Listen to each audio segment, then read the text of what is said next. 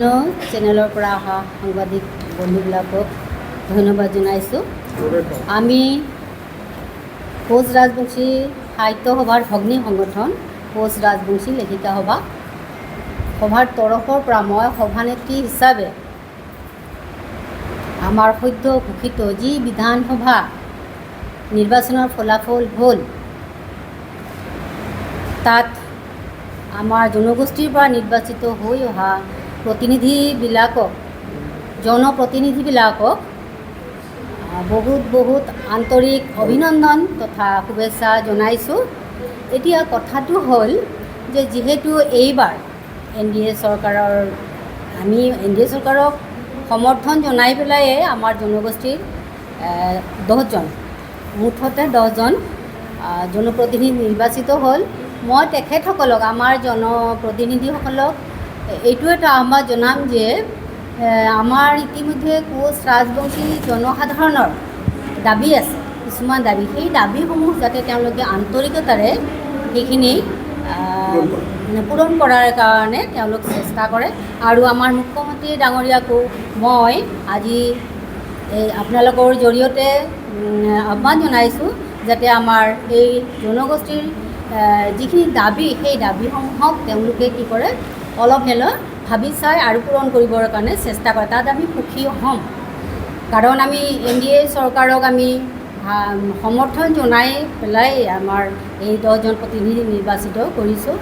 আৰু ইতিমধ্যে আমি সাহিত্য সভাৰ যিহেতু অগ্নি সংগঠন, গতিকে আমাৰ লেখিকা সভাখন আৰ্থিক দিশৰ পৰা অনাটনত ভুগি আছোঁ, ক'ব লাগিলে আৰ্থিক অনাটনত ভুগি আছোঁ। গতিকে চৰকাৰে যদি আমাৰ মাননীয় মুখ্যমন্ত্ৰী ডাঙৰীয়াই যদি আমাক অলপ আৰ্থিকভাৱে সহায় কৰে, তেতিয়া আমি উপকৃত হ'ম। তেতিয়া আমাৰ এই ভাষাটো, ৰাজবংশী ভাষাটো প্ৰসাৰৰ কাৰণে উত্তৰণৰ কাৰণে বহুতখিনি কাম কৰিব পাৰিম। লগতে মই আমাৰ ভাষাৰ সম্পৰ্কে, আমি যিহেতু লেখিকা সভা, আমি সাহিত্যত বেছিকৈ জোৰ দিওঁ, গতিকে আমি ভাষাটোৰ ওপৰত ক'বলৈ গ'লে আমি এইটোৱেই বিচাৰিছোঁ যে ইতিমধ্যে আমি 14খন স্কুলত আমাৰ BTR এৰিয়াত 14খন স্কুলত ইতিমধ্যে দি দিছে। গতিকে আমাৰ এই ৰাজবংশী ভাষাটো কি কৰিবলৈ অসমৰ আন ঠাইতো, আন জিলাসমূহতো কি কৰিবলৈ প্ৰৱৰ্তন কৰিব লাগে। এইটো আমি শাৰী সিমজিয়ে আমাৰ মুখ্যমন্ত্ৰী ডাঙৰীয়া মহাশয়ৰ ওচৰত আমি কি কৰিছোঁ, আহ্বান জনাইছোঁ। আৰু বিশেষকৈ আমাৰ যি কোচ ৰাজবংশী ভাষাটো আছে, সেই ভাষাটো যাতে চাৰিওফালে আমাৰ ল'ৰা ছোৱালীখিনিয়ে, আমাৰ মানুহখিনিয়ে, আমাৰ ল'ৰা ছোৱালীখিনিৰ জৰিয়তে শিকিব পাৰে, সেয়ে আমি কামনা কৰিছোঁ।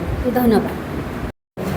কোচ ৰাজবংশী সাহিত্য সভাৰ তৰফৰ পৰা আৰু আমাৰ লগত আছে কোচ ৰাজবংশী লেখিকা সভাৰ তৰফৰ পৰা আপোনালোকক ধন্যবাদ জনাইছোঁ, নমস্কাৰ জনাইছোঁ। আজি আমি আপোনালোকক আহ্বান কৰাৰ মূল উদ্দেশ্য হ'ল যে আমাৰ অলপতে হৈ যোৱা বিধানসভাৰ নিৰ্বাচনত বিশেষকৈ NDA চৰকাৰৰ লগত আমাৰ কোচ ৰাজবংশী জনগোষ্ঠীৰ প্ৰায় 10জনমান জনজাতিৰ, আমাৰ কোচ ৰাজবংশী জনজাতিৰ প্ৰায় 10জনমান সদস্যই আজি জয়লাভ কৰিছে। গতিকে আমি প্ৰথমতেই আমি সকলোকে, বিশেষকৈ আমাৰ হিমন্ত বিশ্ব শৰ্মা দেৱৰ লগতে আমাৰ হৈ যোৱা ইলেকশ্যনত যিসকল আমাৰ সদস্য জয়যুক্ত হৈছে, তেখেতসকলৰ মই অভিনন্দন জনাইছোঁ আনুষ্ঠানিকভাৱে আজি কোচ ৰাজবংশী সাহিত্য সভাৰ তৰফৰ পৰা। তাৰপিছতে তেওঁলোকৰ লগত আমি ইতিমধ্যেই হয়তো বহুতৰ আমাৰ চিনাকি আছে, গতিকে তেখেতলোকক আমি ব্যক্তিগতভাৱে অনেককে আমি অভিনন্দন জনাইছোঁ।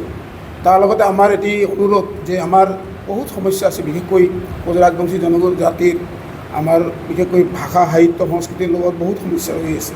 আমাৰ ইতিমধ্যেই BTR চৰকাৰে আমাক 14খন স্কুল দিছে, আৰু তাৰ লগতে আমি ইতিমধ্যে আমাৰ অসম চৰকাৰে আমাক প্ৰতিশ্ৰুতি দিছিল যে আমি 2000 স্কুল, বিশেষকৈ আমাৰ BTR বাদ দি আমাৰ 2000 স্কুলত আমি ৰাজবংশী ভাষাৰ প্ৰৱৰ্তনৰ কাৰণে আমি আবেদন জনাইছিলোঁ, আৰু সেই আবেদনত স্বীকৃতি দিছিল। আৰু তাৰ লগতে আমাৰ ইতিমধ্যে পাঠ্যপুথি প্ৰস্তুত কৰাৰ কাৰণেও তেওঁলোকে আমাক দায়িত্ব দিছিল। আমি পাঠ্যপুথি প্ৰস্তুত কৰি জমা দিছোঁ CRTত। গতিকে আমি ভাবিছোঁ এইবাৰৰ আমাৰ নতুন চৰকাৰে আমাৰ নতুন উদ্যমেৰে আমাৰ কোচ ৰাজবংশী জনজাতিৰ যি ৰাজবংশী ভাষা, এই ৰাজবংশী ভাষা প্ৰৱৰ্তন কৰাৰ কাৰণে আমাৰ প্ৰাথমিক স্কুলত বিশেষকৈ আমি স্কুলৰ লিষ্টটোও দিছোঁ। গতিকে আমি ভাবিছোঁ যে এই চৰকাৰে আমাক স্কুলবিলাকত অতি শীঘ্ৰেই আমাৰ ৰাজবংশী ভাষা প্ৰৱৰ্তন কৰিব। আৰু তাৰ লগতে আমাৰ কোচ ৰাজবংশী সাহিত্য সভাৰ বহুত সমস্যা আছে। আমাৰ ইতিমধ্যে কিতাপৰ কাৰণে আমাৰ পইচা জমা আছে যদিও আমাৰ বহুত আমাৰ ভূমিদান দিছিল, কিন্তু আমি এতিয়াও আমি তাত বিল্ডিং কৰিব পৰা নাই। তাৰ লগতে আমাৰ গুৱাহাটীৰ এখন জমিও আমাক প্ৰতিশ্ৰুতি দিছিল আমাৰ হিমন্ত বিশ্ব চৰকাৰে, সেই জমিখনো আমাৰ প্ৰায় হৈ গৈছে। গতিকে আমি ভাবিছোঁ আগন্তুক কি কয় এই কেবিনেটত বিশেষকৈ আমাৰ কোচ ৰাজবংশী জনজাতিৰ পৰা প্ৰায় আমি 2জন কেবিনেট পৰ্যায়ৰ মন্ত্ৰীও বিচাৰিছোঁ। আৰু আমাৰ যি এই সাহিত্য সভা যি ভৱনৰ নিৰ্মাণৰ কাম, বিশেষকৈ আমাৰ জমি আৰু নিৰ্মাণৰ কাম অতি সোনকালে আৰম্ভ কৰিব, এইটোৱে আমাৰ আজিৰ আবেদন। সভা আৰু কোচ ৰাজবংশী লেখিকা সভাৰ তৰফৰ পৰা আমি আপোনালোকক আটাইলৈ অভিনন্দন জ্ঞাপন কৰিছোঁ।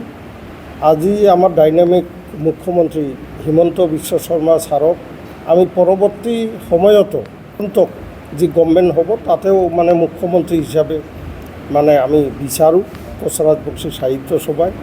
আৰু হিমন্ত বিশ্ব শৰ্মা ডাঙৰীয়াই আমি দাবী কৰিছিলোঁ আচলতে আমাৰ এইকেইটা কেণ্ডিডেট দিব লাগে, কম বেছি পৰিমাণে দিছিল। আৰু এইকেইটা আমাৰ কোচ ৰাজবংশী জনজাতিয়ে মানে ভোট দি জয়যুক্ত কৰিছে।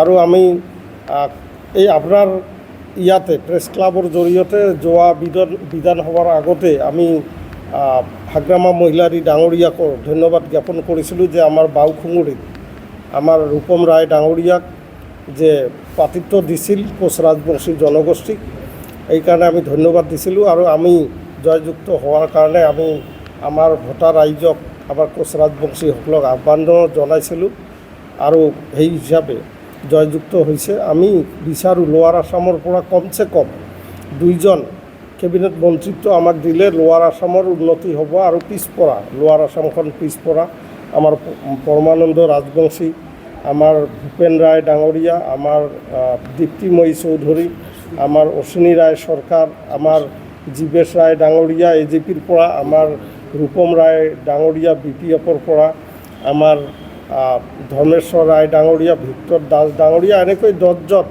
আমাৰ নৱনিৰ্বাচিত কোচ ৰাজবংশী জনজাতিৰ পৰাই এই বিধানসভাত মানে জয়যুক্ত হৈছে। আমাৰ এইটো কোচ ৰাজবংশীসকলৰ কাৰণে গৌৰৱৰ বিষয়।